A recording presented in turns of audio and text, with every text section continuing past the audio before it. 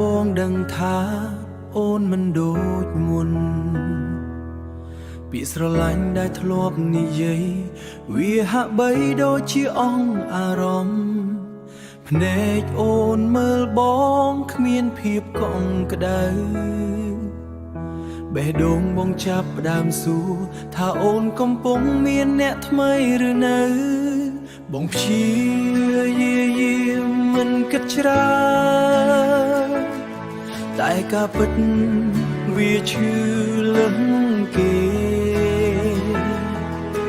ស្នេ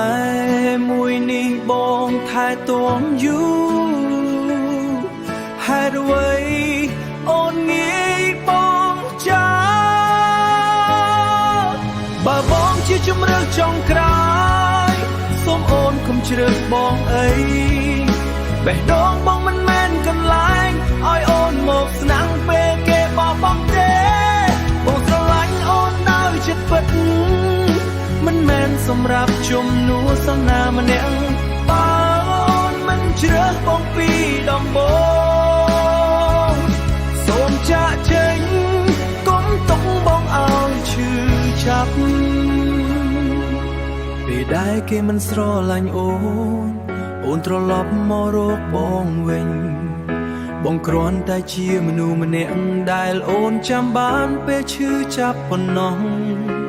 ចិត្តបងមិនមែនថ្មបងក៏មានអារម្មណ៍ដូចគ្នាមិនអាចទ្រាំទ្រការស្រឡាញ់ដែលគ្មានតម្លៃនេះបានទេបងព្យាយាមអត់ធ្មត់ប៉ុន្តែចិត្តវាខូចខាតស្នេហ៍ដែលគ្មានតម្លៃ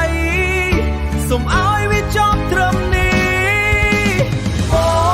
ងចង់ក្លាយជាមនុស្សទីឥត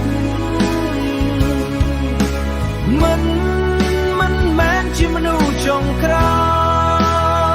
យបើស្នេហ៍នេះមិនពិតប្រាកដសូមឲ្យបងដើរចេញដោយមោទនភាពជំរឿចុងក្រោយមិនមែនជាក្តីស្រឡាញ់បងសូមចាក់ចេញទុកអូនឲ្យសុខសាន្ត